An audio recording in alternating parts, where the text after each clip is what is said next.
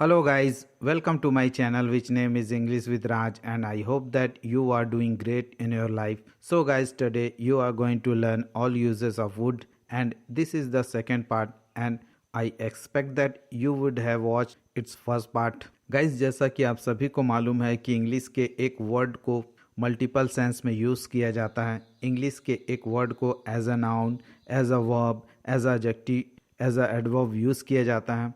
Sentence में जैसी इसकी रिक्वायरमेंट होगी उसके अकॉर्डिंग वर्ड का यूज़ किया जाता है। सो गाइज, वुड का यूज़ भी मल्टीपल सेंस में यूज़ किया जाता है। सो गाइज, आज हम इस वीडियो में would, would be, would have been का किन किन सेंस में यूज़ किया जाता है को सीखेंगे।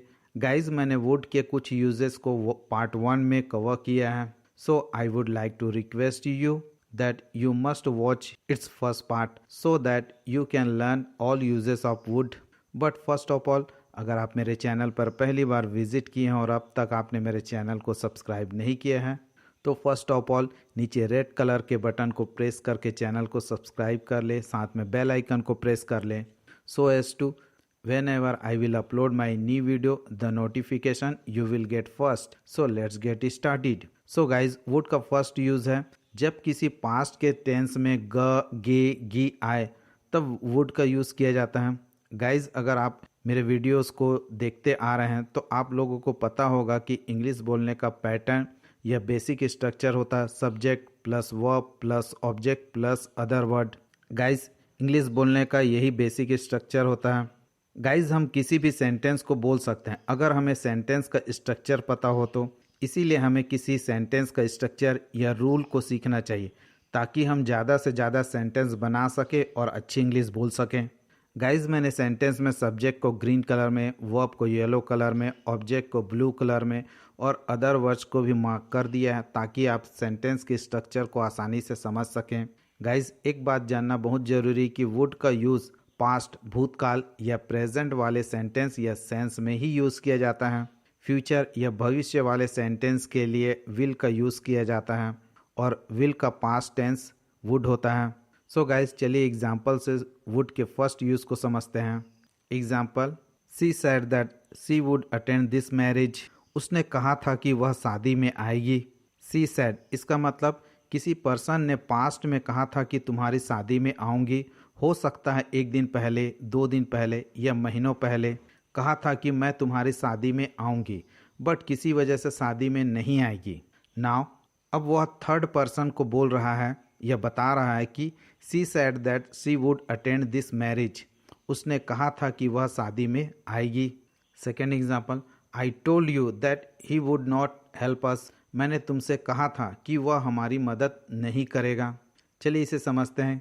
किसी एक पर्सन को पहले ही अंदाजा था कि वह मदद नहीं करेगा, इसलिए उसने सेकेंड पर्सन को कहा कि ही would not help us, but second person ने बिलीव नहीं किया और उसने थर्ड पर्सन के पास हेल्प के लिए जाता है और वह मना कर देता। फिर फर्स्ट पर्सन कहता, आई told you that he would not help us. मैंने तुमसे कहा था कि वह हमारी मदद नहीं करेगा। सो गाइज, जब कोई स्टेटमेंट पास्ट में बोला गया हो जिसमें ग, गे, गी का सेंस आए और प्रेजेंट में उसके बारे में बात किया जाए तो उस सेंटेंस में वुड का यूज़ किया जाएगा। गाइस, वुड का सेकंड यूज़ किया जाता है जब पास्ट में किसी काम को कर्ता का सेंस आता है तब वुड का यूज़ करते हैं। चलिए इसे एग्जाम्पल से समझते हैं। Example, if I had money I would help you. अगर मेरे पास पैसे होते तो मैं आपकी मदद करता। गाइज, हमें ज़्यादा से ज़्यादा सिचुएशन को समझना चाहिए और उस सिचुएशन में कौन सा स्ट्रक्चर यूज़ किया जाता है इसकी प्रैक्टिस करना चाहिए ताकि हम एक्यूरेट इंग्लिश बोल सकें। सपोज कोई एक पर्सन पास्ट के कंडीशन को बताते हुए एक्सप्लेन कर रहा है कि अगर उस टाइम पास्ट में मेरे पास पैसे होते तो मैं आपकी मदद करने का काम करता। गाइज, हैड का यूज़ यहाँ पर जब पास्ट में किसी के पास कुछ हो तो उसको बताने के लिए हैड का यूज़ किया जाता है। हैड का उसी का सेंस में यूज़ किया गया है। Would as a helping verb use किया गया है और हेल्प मेन वर्ब के रूप में यूज़ किया गया है। गाइज, सेकेंड एग्जाम्पल है, if I had any information I would give you information about them. अगर मेरे पास कोई जानकारी होती तो मैं आपको उनके बारे में जानकारी देता। सो गाइज, जब पास्ट में सेंस आए कि किसी काम को करता और प्रेजेंट में उसके बारे में बात किया जा रहा है तो हम वुड का यूज़ करते हैं। चलिए गाइज अब वुड बी का यूज़ सीखते हैं। गाइज वुड बी का यूज़ 4 प्रकार के सेंस में किया जाता है। चलिए इसका फर्स्ट यूज़ सीखते हैं। गाइज जब किसी सेंटेंस में प्रोबेबिलिटी संभावना का सेंस आए और हिंदी के सेंटेंस में ग गे गी हो तो वुड बी का यूज़ किया जाएगा। गाइज इस प्रकार के सेंटेंस का स्ट्रक्चर होता है subject plus would be plus noun plus other words. Guys एक पर्सन कहता है I saw a girl at the window, मैंने खिड़की पर एक लड़की को देखा। हु वुड दैट बी, वह कौन होगी। अब सेकेंड पर्सन अनुमान लगाता है या गेस करके बोलता है that would be his Elder sister, वह उसकी बड़ी बहन होगी। सो गाइज समटाइम्स हम किसी को देखकर अनुमान लगाते हैं कि वह पुलिस वाला होगा या डॉक्टर होगा या कोई ऑफिसर होगा। तो इस प्रकार के फीलिंग को एक्सप्रेस करने के लिए वुड बी का यूज़ किया जाता है। Second example, she would be a singer, वह एक गायक होगी। गाइज वुड बी का सेकेंड यूज़ पेसिव वॉइस में किया जाता है। गाइज इस प्रकार के सेंटेंस का स्ट्रक्चर होता है subject plus would be plus verb की third form plus object plus other words. अगर सेंटेंस में अदर वर्ड्स की रिक्वायरमेंट हो तो ऐड करेंगे, अदरवाइज ऐड नहीं करेंगे। Example, this car would be repaired by Rahul, इस कार की मरम्मत राहुल द्वारा की जाएगी। एक्चुअली गाइज इंग्लिश में एक सेंटेंस को बोलने के कई तरीके होते हैं। इसी सेंटेंस को एक्टिव वॉइस में ऐसा भी बोला जाता है Rahul will repair this car, Rahul इस कार की मरम्मत करेगा। Second example, this test would be done by doctor, यह परीक्षण डॉक्टर द्वारा किया जाएगा। एक्टिव वॉइस में हम इस सेंटेंस को इस प्रकार से बोल सकते हैं the doctor will do this test, doctor इस टेस्ट को करेगा। सो गाइज आपके पास ऑप्शन है, आप चाहें तो पेसिव वॉइस का यूज़ करके अपने फीलिंग को एक्सप्रेस कर सकते हैं या फिर एक्टिव वॉइस में भी आप एक्सप्रेस कर सकते हैं। गाइज वुड बी का थर्ड यूज़ प्रेजेंट में कंटिन्यूअस फॉर्म में यूज़ किया जाता है जब हिंदी के सेंटेंस में रहा होगा, रहे होंगी, रहे होंगे का सेंस आए।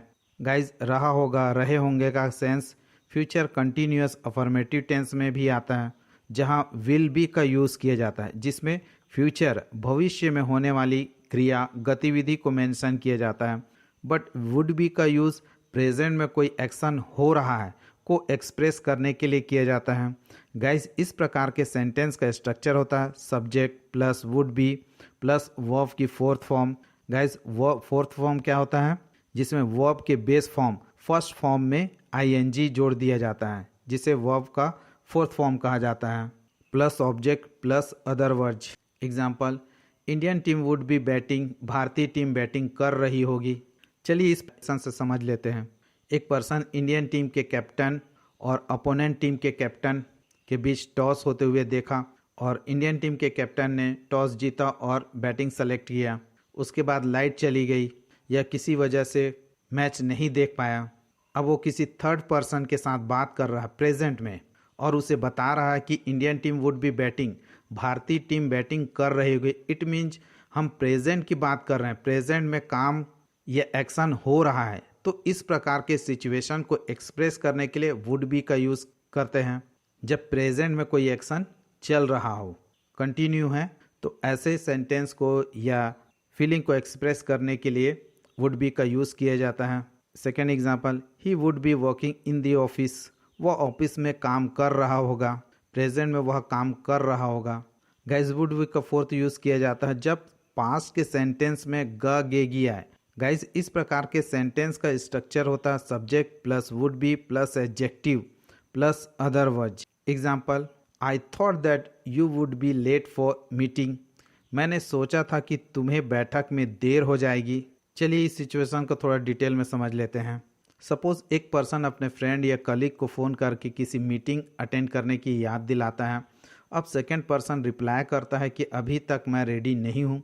अब फर्स्ट पर्सन सोचता है कि वह मीटिंग के लिए लेट हो जाएगा, but after some time maybe 1 hour 2 hour, जब मीटिंग के शुरू होने पर सेकंड पर्सन पहुँच जाता है तब फर्स्ट पर्सन कहता है I thought that you would be late for meeting. इसका मतलब फर्स्ट पर्सन ने पास्ट में सोचा था कि सेकंड पर्सन मीटिंग के लिए लेट हो जाएगा। तो इस प्रकार के सिचुएशन में भी हम वुड बी का यूज़ करते हैं। Second example, I thought that you would be happy after marriage, मैंने सोचा था कि तुम शादी करने के बाद खुश रहोगी। मैंने पास्ट में सोचा था। सो गाइज चलिए अब वुड हैव का यूज़ सीखते हैं। गाइज वुड हैव का फर्स्ट यूज़ पास्ट में कोई कार्य हो चुका होगा के सेंस में यूज़ करते हैं जिसमें पॉसिबिलिटी हो। गाइज इस प्रकार के सेंटेंस का स्ट्रक्चर होता है subject plus would have plus verb की third form plus object plus other words. Example, Indian team would have won the match. भारतीय टीम मैच जीत चुकी होगी। चलिए इस सिचुएशन को और अच्छे से समझ लेते हैं। एक पर्सन ने इंडिया टीम एंड ऑस्ट्रेलिया के मैच को आधा देखा और किसी वजह से पूरा नहीं देखा। कुछ समय बाद सेकेंड पर्सन से बात करते हुए बता रहा कि India would have won the match. First person को मालूम है कि इंडिया टीम अच्छी कंडीशन में था और वह संभावना जताते हुए बोलता है कि India would have won the match. Past में जीतने का काम हो चुका था और प्रेजेंट में उसके बारे में बात किया जा रहा है। सो गाइस जब इस प्रकार का सिचुएशन हो कि जब पास्ट में कोई काम हो चुका होगा, पॉसिबिलिटी होगी, तो इस सिचुएशन में हम वुड हैव का यूज़ करते हैं। Second example, the movie would have started. Film शुरू हो चुकी होगी। कोई पर्सन मूवी देखने जा रहा होगा और लेट होने पर कह रहा होगा the movie would have started. It means movie के शुरू होने का कार्य हो चुका होगा। इसके अलावा आप सेंटेंस बना सकते हैं। For example, my children would have reached home. मेरे बच्चे घर पहुंच चुके होंगे। या my wife would have cooked food. मेरी पत्नी खाना बना चुकी होगी। चलिए गाइज वुड हैव का सेकेंड यूज सीखते हैं। गाइज किसी सेंटेंस में पास्ट में चुका होता, चुके होते का सेंस आए तो वुड हैव का यूज़ किया जाता है। गाइज इस प्रकार के सेंटेंस का स्ट्रक्चर होता है subject plus would have plus verb की third form plus object plus other words. It had not rained. India would have won the semifinal match of cricket world cup 2019। यदि बारिश नहीं होती तो भारत क्रिकेट विश्व कप 2019 का सेमीफाइनल मैच जीत चुका होता। गाइज आप लोगों को याद होगा कि 2019 के वर्ल्ड कप में इंडिया टीम अच्छा परफॉर्म कर रहा था। जब सेमीफाइनल का मैच भारत और न्यूजीलैंड के बीच था तब बारिश हुआ जिसकी वजह से भारत हार गया और वर्ल्ड कप से बाहर हो गया। सो जब इस प्रकार का सिचुएशन हो तब हम वुड हैव का यूज़ करते हैं। इट मीन दैट अगर बारिश नहीं होती तो भारत मैच जीत चुका होता। Second example, if he had not applied brakes at the right time he would have met with an accident. यदि उसने समय पर ब्रेक नहीं लगाया होता तो उसका दुर्घटना हो चुका होता। मतलब पास्ट में घटना घट सकता था बट ऐसा नहीं हुआ। अगर उसने सही समय पर ब्रेक नहीं लगाया होता तो एक्सीडेंट हो चुका होता। चलिए गाइज अब वुड हैव बीन के यूज़ सीखते हैं। गाइज वुड हैव बीन का फर्स्ट यूज़ किया जाता है जब सेंटेंस में बन चुका होता या बन चुके होते का सेंस आए।